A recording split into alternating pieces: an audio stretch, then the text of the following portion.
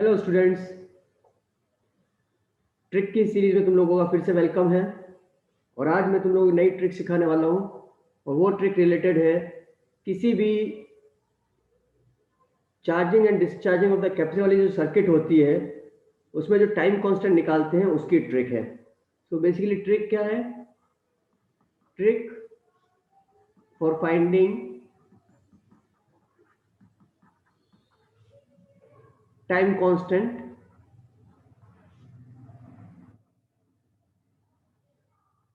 Of RC circuit, है ना।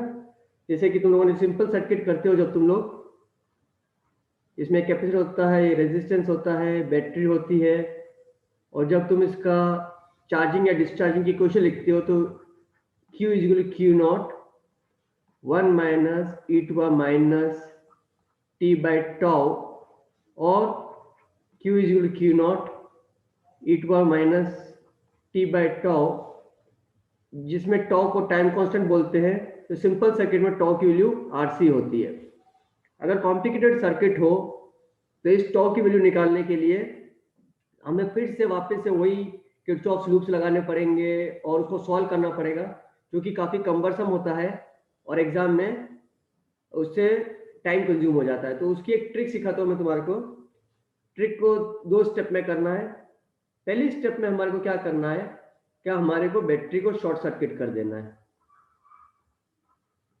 पहली स्टेप में हमारे को बैटरी को शॉर्ट सर्किट कर देना है, यानी कि जिस पोर्शन में बैटरी लगी हुई है, जैसे सर्किट का ये पार्ट जिसमें बैटरी लगी हुई है, इस सर्किट के पार्ट में से बैटरी को हटा के उसको सिंपली कनेक्टिंग वायर से कनेक्ट कर लेना है।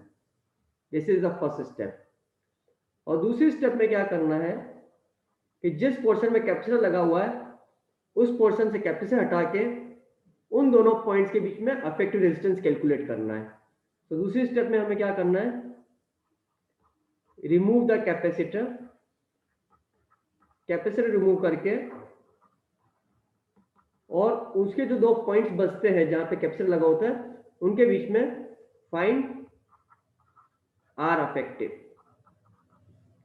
सो बेसिकली जैसे जिस सर्किट के पार्ट में कैपेसिटर लगा हुआ था, ये कैपेसिटर लगा हुआ है इस पार्ट में, और अगर ये पॉइंट ए है और ये पॉइंट बी है, तो हमारे को सिंपली ये करना है कि ये कैपेसिटर इस पॉइंट ए और बी के बीच से हटा दिया और इन दोनों पॉइंट्स ए और बी के बीच में हमारे को आर अफेक्टिव निकालना है।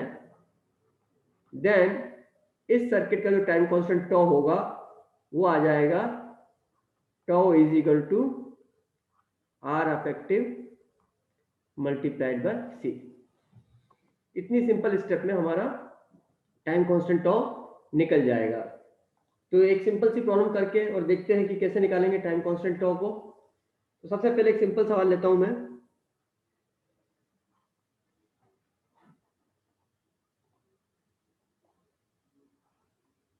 ये बैटरी है, इसके साथ एक रेजिस्टेंस R1 लगाया, फिर उसके बाद एक रेजिस्टेंस R2 यहाँ पे लगा लिया, और इसके पैरेलल में हम लोगों ने एक कैपेसिटर लगा लिया। So this resistance is R1 and this resistance is R2। सबसे पहले जिस पोर्शन में बैटरी है उस बैटरी को हटा के उस बैटरी को शॉर्ट सर्किट कर देना है। तो हमारी जो पहली स्टेप होगी, बैटरी को हटा के बैटरी को शॉर्ट सर्किट कर दिया,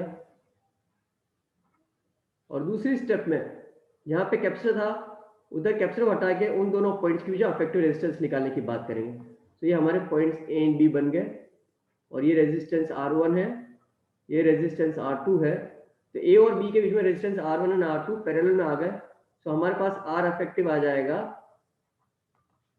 R1 R2 divided by R1 plus R2। सो इस सर्किट का जो टाइम कांस्टेंट टॉ होगा वो हो जाएगा R effective multiplied by C, which is R1 R2 upon R1 plus R2 into C। इतना इजीली ये सवाल हो गया। एक थोड़ी सी और कॉम्प्लिकेटेड सर्किट लेते हैं और देखते हैं कि टाइम कांस्टेंट टॉ कैसे निकाल जाएगा इस ट्रिक से। So let's take another circuit.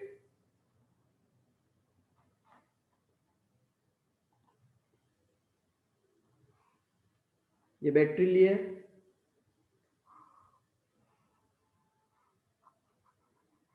ये रेजिस्टेंस R1 ले लिया इसके पैरेलल में,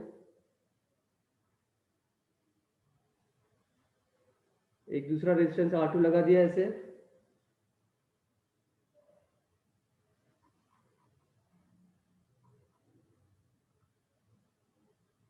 और फाइनली हमने यहाँ पे कैपेसिटर लगा दिया। रेजिस्टेंस की नंबरिंग कर लेता हूँ। ये रेजिस्टेंस R1 है, ये रेजिस्टेंस R2, इसको R बोल देते हैं और इसको भी R बोल देते हैं। सबसे पहले क्या करेंगे, बैटरी को शॉर्ट सर्किट कर देंगे।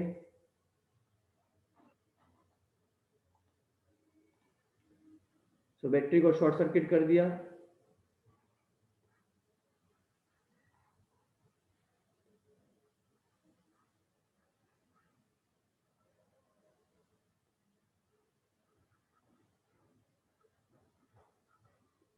ये R1, ये R2, ये दोनों रेजिस्टेंस R वैसे ही है, और कैपेसिटर को सर्किट में हटा के इन दो पॉइंट्स A और बीच के बीच हमारे को रेजिस्टेंस निकालना है।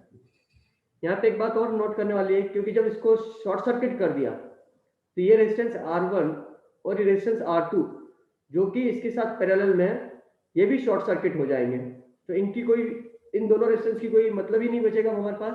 तो सर्किट जो है वो मॉडिफाई हो जाएगी, और ये सर्किट सिंपल इस सर्किट में रिड्यूस हो जाएगी। R, R and this points A and B। अब ये दोनों रेजिस्टेंस जो है वो पैरेलल में आ गए, तो इनके अक्रॉस जो R अफेक्टिव है वो R/2 हो जाएगा। तो जो टाइम कांस्टेंट टॉ है वो simply R affective multiplied bye C होता है, विच विल बी RC/2। तो इस तरह से इस सिंपल सी ट्रिक से तुम लोग बहुत इजीली टाइम कांस्टेंट निकाल सकते हो, और एग्जाम में जो लंबे सवाल होते हो उसमें अपना टाइम सेव कर सकते हो। और भी बहुत सारी ट्रिक्स मैं आऊँगा इस एग्जाम्स के लिए। तुम लोग जेईई मेंस के एग्जाम में इन ट्रिक्स को यूज करके अपने टाइम को काफी अच्छे से सेव कर सकते हो।